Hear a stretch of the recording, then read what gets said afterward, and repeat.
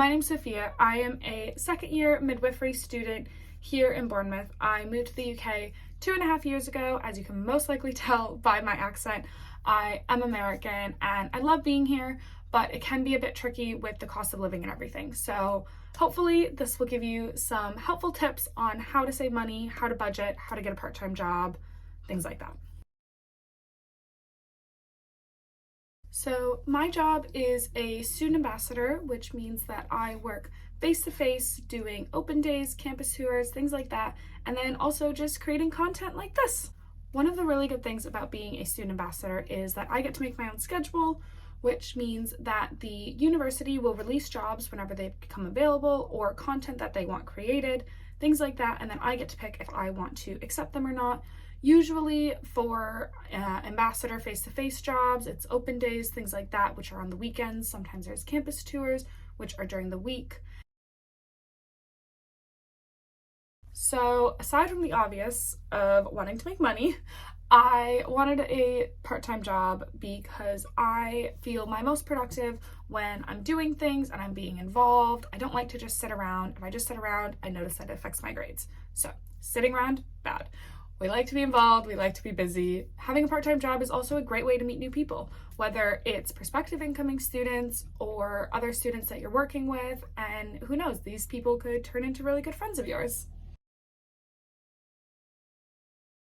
So I actually got my job because one of the lecturers for midwifery posted asking for new student ambassadors because all of theirs had graduated. So I filled out like a video interview, kind of like this, just talking about myself, saying why I wanted to be a student ambassador, found out that I got the job, and have been working as an ambassador ever since. As an international student, our biggest challenge is that we can only work 20 hours a week. When you think about it, 20 hours a week isn't that much, but it's also not that little. So it kind of ends up working out. I wouldn't really want to work more than 20 hours a week because I feel like I couldn't focus on my studies at the same time. And as a midwifery student, I also do placement alongside that. So I have to make sure that the amount that I'm working doesn't interfere with the amount I am on placement.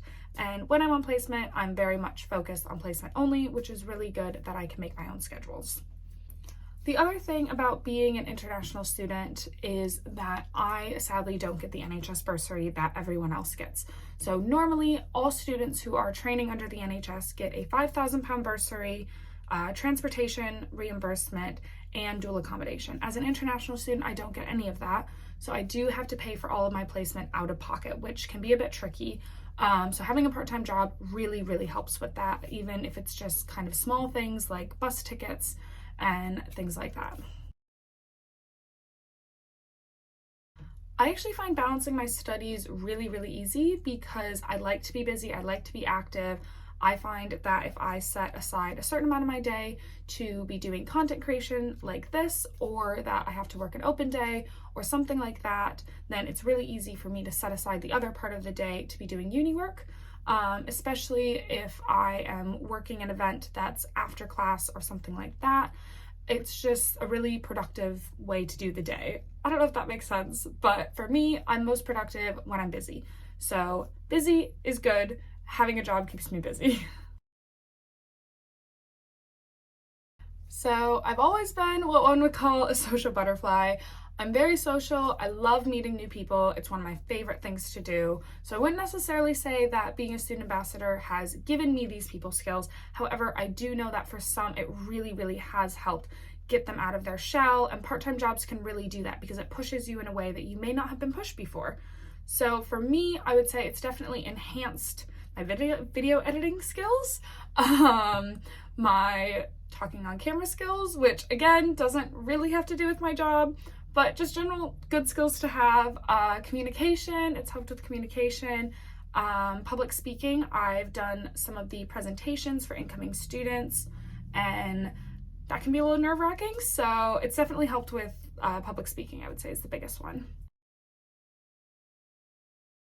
Being a student ambassador has allowed me to connect with my lecturers in a way that I wouldn't have been able to previously.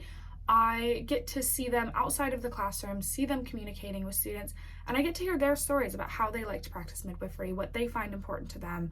And obviously this hasn't given me a leg up academically or anything like that, but it has let me get to know my professors a bit better, which is really nice. And personally, I just love it. I get to create goofy, fun content, goofy TikToks, things like that with other uni students who enjoy doing the same thing. So what gets better than that? Budgeting.